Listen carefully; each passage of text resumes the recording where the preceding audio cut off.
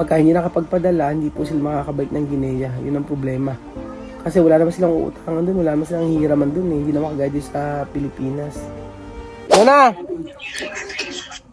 Sí. Hay que esperar, ¿no? Pero él ha dicho, él va a salir, coger taxi, después a mandar Airtel. ¿Ah? Sí, Airtel, Money. Pero, de problema nosotros, esto, solo su dinero, solo 50,000. Está poco.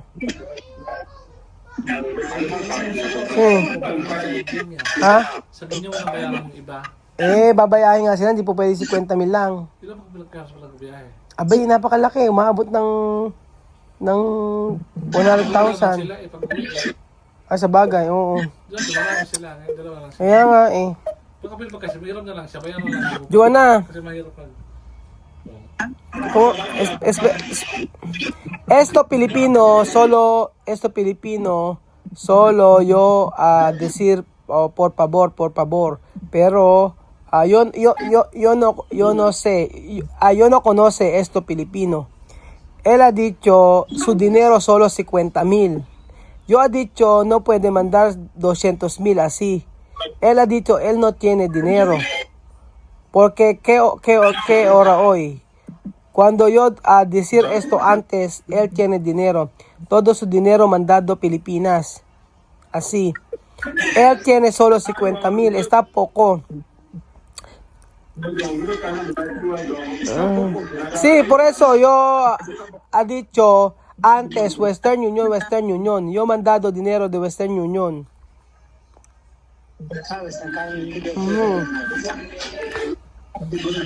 Esto poco. Yo no sé. Pero cuando tú estás en Guinea, no, más fácil, porque yo tengo mucho amiga allí de Guinea. Cuando en Guinea no hay problema, solo aquí. Sí. Dito na ako sa ako. Wait lang kuya kasi nag-reply yung yung Pinoy. Magkano daw? Kuya, kahit na ano lang, kahit siguro 200,000 o 150,000. Wait. Sige na, kahit 150,000, pwede na raw siya, makakabalik na raw siya sa Guinea nun. Importante lang talaga makabalik sila sa Guinea. Kung okay to siya kuya, di na ako magpapadala dito sa Airtel. Doon na lang sa kanya. Oo kuya, okay na 150,000. Sige. Kailangan lang natin tulong. Tumatawa siya. Tawa siya. Sige kuya.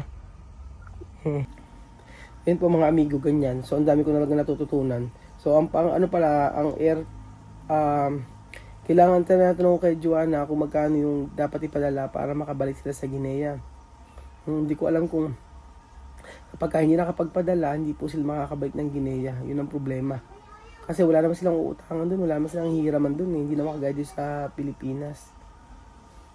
Kahit 150,000 o 15,000 pesos lang, okay na yun. Importante makapag lang. Ang mahalaga lang, makabalik sila Joanna sa Guinea.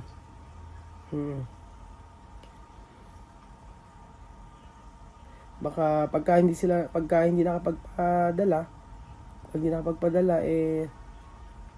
hindi sila makakabalik ng Guinea. Kailangan na rin po nila makabalik ng Guinea, mga amigo. Ayan, si Kuya Belgium, tinatry ni Kuya Belgium. Ano yung tinry mo kanina? Yung expression yun? Wise. Yung wise daw, yung tinatry ni Kuya Belgium, kaso wala din naman, hindi niya nagawa. Yung isa, inaano ni Belgium,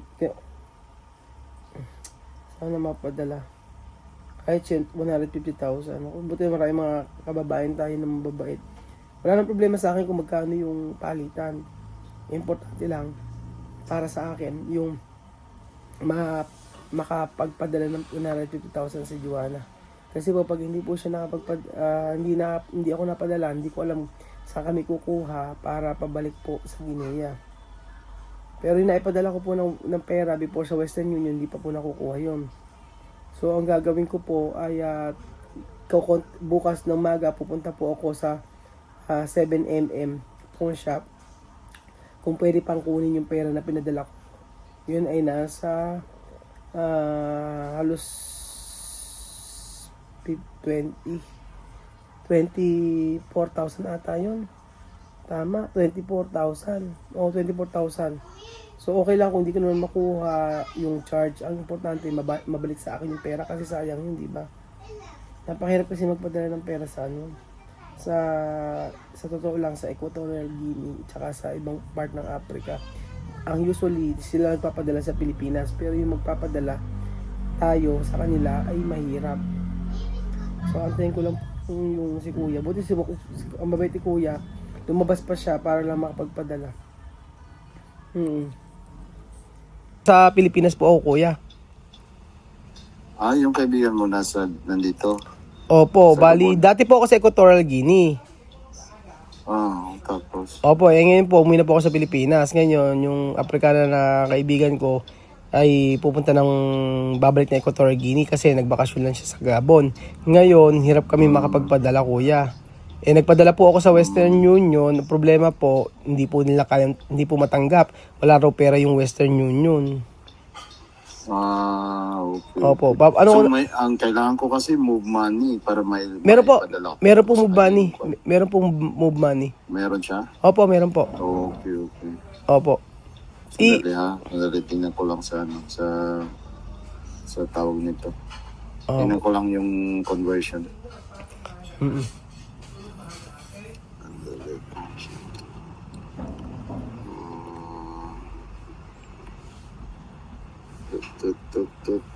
Ito pala yan. Sa Pinas ko pala ngayon. Opo, sa Pilipinas po ako. Sa pangalan, para sure. Nombre. Pangalan lang niya, nakalagay sabing Kuya, no? Raisa. Ma-appear kasi yan doon pag... Oo nga para sure kasi Kuya. Lalabas yung... Ayan, nasend ko po sa inyo, tapos i-send ko po sa inyo. Ano po bang bangko nyo? Sandali, i-share ko sa'yo. Opo, i-send ko na po sa inyo. Puti ka, Kuya, salamat kasi walang option. Kasi nagpadala ako ng Western Union nung nakaraan. Nagbiyahe pa po sila, Kuya, Ang layo ng binahin nila, 7 hours pa, makarating lang sa may Uyem. Uyem daw po Uyem, doon po siya galing. Sa Mitsig. Uyem siya, doon siya pumunta sa Uyem. Opo, doon po siya nagpunta para makareceive. Ngayon, kailangan nilang makabalik ng lugar nila. Hindi ko alam kung saan yung lugar nila, wala po silang pera. Naubos na yung pera nila. Sakto lang yung pamasahe. Kaya tinawagan ko si Kuya. Sabi ko, baka sakali matulungan ako. Padala ko lang yung account. Apo, i-send ko po yung account. I-send ko po sa inyo. Magkano po ba yung 15,000? 150, nasa account siya. Nasa 16,000 siya kasi ibabalik ko rin siya kasi 16,000. ipapadala ko siya sa Pilipinas.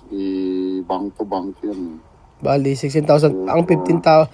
150. 16,000 pesos. 150,000. Bali, magkakaroon siya ng konting Oo. kasi magbabayad ako sa bangko. Opo. May service fee kasi. Ganoon. Dahil nahanap ko yung Mababa yung mababa po yung siya. rate. Actually ngayon mataas na siya. Mataas na po yan. Mataas na siya ngayon. Opo. Kasi nasa nasa 0.0. Isang CFA, 0.0995, 97. Ganun. Mataas na po yun. Pero ako po kasi pagka doon ako sa Equatorial Guinea, nagre-range po siya ng 13. Ganoon. Sobrang taas. Pero okay lang po. Mas mataas. Opo, mas mataas po sa Equatorial Guinea. Magkamukha lang naman pong pera. Pero 13 yung 13 yung palitan namin doon. Pero okay lang. Importante ngayon kay makakuha ko kasi kailangan po nila. Padala mo nga mami, 16,000 pesos yan sa GoTime niya. Asa sila mo sa akin? Oo, sinend ko na sa'yo. Yung GoTime. Yan, mami. Pakisuyo ako. Buti nga, kuya, maraming salamat. Ang pangalan ng okay. Ang Raisa. Opo, Raisa po yung pangalan. Tapos, ito. Yung move 227, Raisa. 066. Opo, pero ang talaga pangalan niya, pakita ko sa inyo, kuya. Send ko sa inyo yung ano. Okay lang, wala man robe. Ayan. Wala robe. Nakita niyo, kuya? Ayan. Nombre. Ayan, sinend ko po sa inyo, kuya. Spanish kasi salita namin. Ayan.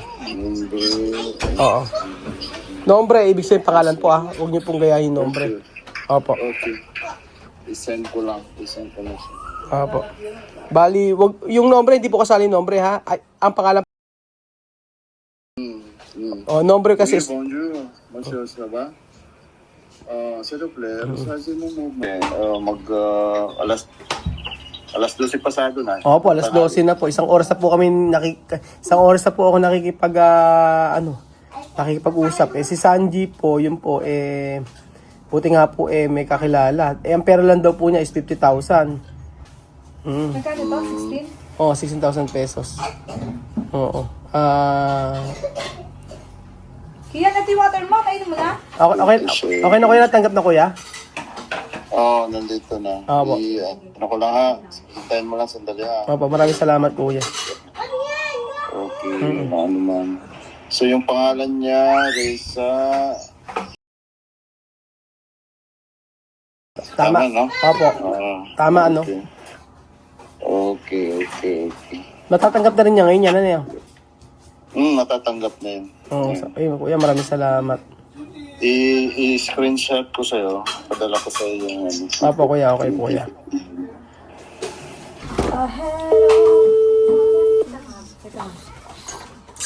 Ay, naku, salamat. Marami talagang Pilipino mababait, mga amigo. Isipin nyo, from Gabon. Diyos mio. May nakapagpadala na ako, makakabalik na sila sa ano. Hello! Hi, Diyos mio. Así bien. Siento. Diyos. Sí, ya está. Hay que coger 150,000. Sí. Ay, gracias a Dios. Dios mío. Kaya pakabait ka. Así bien. No. Mira. Esto persona yo no conoce esta persona la verdad. Yo no conoce. Dios mío. Pakahirap. Ilang oras ako naganap ako ng Pilipino sa Gabon. Wala na. Ang bihirang patis.